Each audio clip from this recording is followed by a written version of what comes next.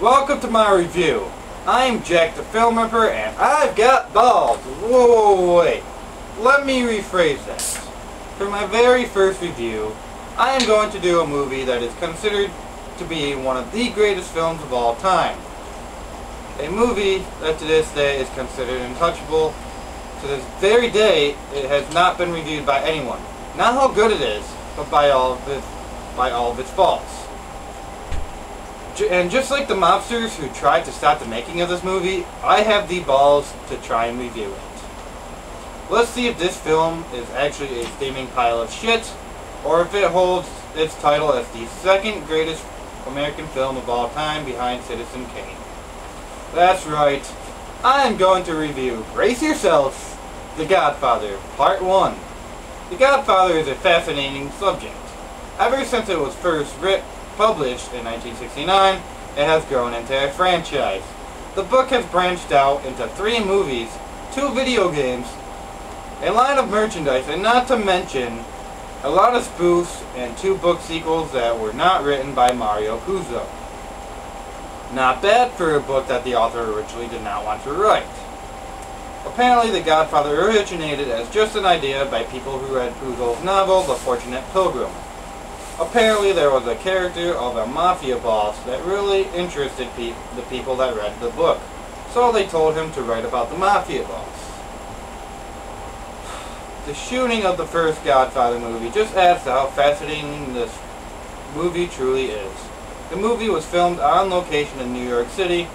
Apparently, the Italian-American community did not want this movie to be made because they thought it would glorify the mob and that it would give people the wrong idea about Italian-Americans. So they turned to the Italian-American Civil Rights League, which was founded and headed by mafia boss Joseph Colombo. That's pretty damn ironic, don't you think? Well, Joe sat down with the producer of the movie and read the script. The results were that Joe liked it, but he had one condition, that every mention of the word mafia was taken out of the script. So the only mention of the word was taken out and the filming was allowed to resume. Apparently Francis Ford Coppola, the director of the movie, was also under constant pressure of being replaced at the time by the head of Paramount Studios. Well, that's it for the backstory, so if you're still with me, well, let's begin, shall we? The movie spans 10 years from 1945 to 1955 and chronicles the fictional Italian-American Corleone crime family. As the movie begins in the late summer of 1945, Don Vito Corleone is seen hearing requests on the day of his daughter's wedding. Wait, is the Don holding a cat? In the book, the Don didn't care much for animals, yet he's holding a cat. What the hell? Well, I guess that is kind of ironic as well. Anyways, as the Don is hearing requests, his adopted son, Tom Hagen, is listening as well. As we watch the wedding scenes, we're introduced to some of the other characters as well as a few FBI men whom are taking down license plate numbers, which they won't be here for too long. Good, because we don't give a shit about FBI men. Abe Vigoda. Before he lost his self-respect and appeared in the movie Good Burger. We soon cut to a scene where the cameraman takes a picture of Don Barzini and gets the picture ripped out of his camera. And then we cut back to the FBI men, and this time, Sonny Corleone, the Don's eldest son, confronts them and spits on the ground by their car. Sonny then attacks the cameraman and breaks his camera. What the hell, man? That's assault. The FBI guys could have arrested and prosecuted Sonny just for that instead of taking down license plate numbers. Well, at least Sonny threw down some money for the cameraman. But also, is it just me, or is the cameraman having a really bad day? I wonder if he went home later that night and cut himself. After all, he was just doing his job. On another note, the Don meets with his godson, the singer Johnny Fontaine, whom asks the Don for help in landing a movie role that will fix his failing career. Hagen is sent to California to meet with Jack Walsh, the head of the movie studio. Walsh refuses and soon caves in when he finds the severed head of his prized racehorse Khartoum in his bed as he awakes in the morning. There's a few things wrong with the horse head scene. The blood that covers Waltz is there 1 minute, but a few seconds later it's gone. And also, that's a real horse head.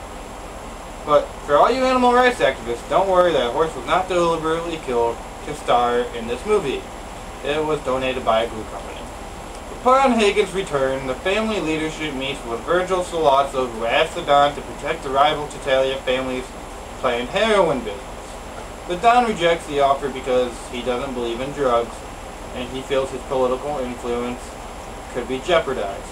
But during the meeting, Sonny shows weakness and the family by showing his interest in the business. The Don sends in Luca Brasi, his most loyal enforcer, to go undercover to find information on the organization by pretending to be having trouble with the Corleones.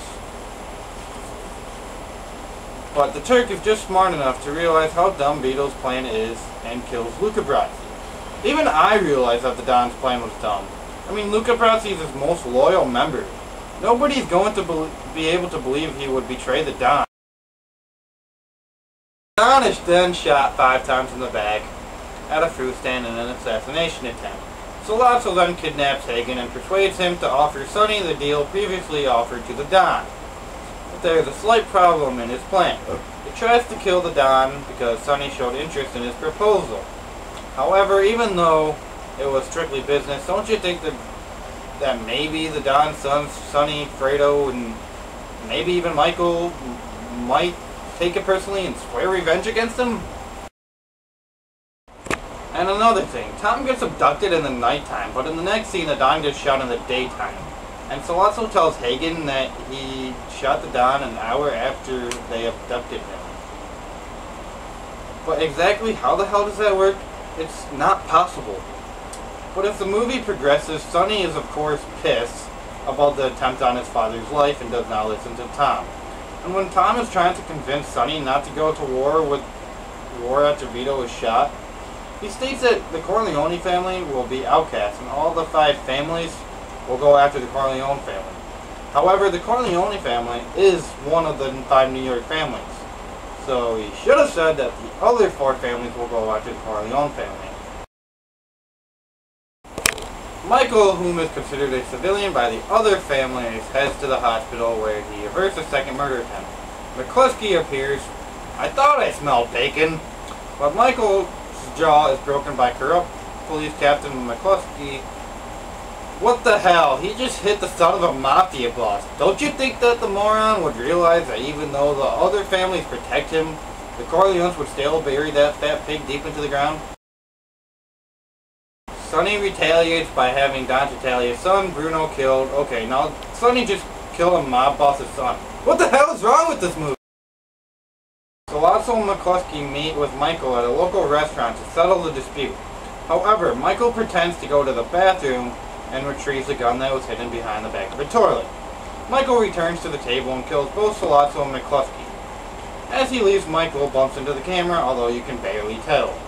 Michael leaves the country and takes refuge in Sicily, where he soon marries a young local woman. And Fredo is sent to Las Vegas, where he is protected by Corleone family casino operators. Open warfare would soon erupt between the Corleones and the 4 other families, while the police and other authorities begin to clamp down on mafia activities. Sonny impulsively leaves the guarded family compound to confront Carlo, who has been abusing Connie Corleone, the Don's daughter. Sonny beats Carlo and threatens to kill him if he ever touches Connie again. But I find this rather dumb, don't you? Because he left his fortress-like compound to kick Carlo's ass, when he could have just sent someone to pick Carlo up, bring him to the compound, and kick his ass there. But no, the dumbass had to go kick his ass in the middle of the fucking city, where a bunch of law-abiding citizens can just call the cops at any fucking time. The mobsters in the compound would not rat. Anyways, let's go on.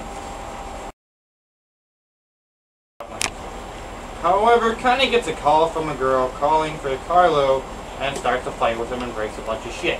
Obviously that's dumb because she's picking a fight with her abusive husband. But Carlo, however, beats her, which we all know is dumb because he's just going to get his ass kicked again.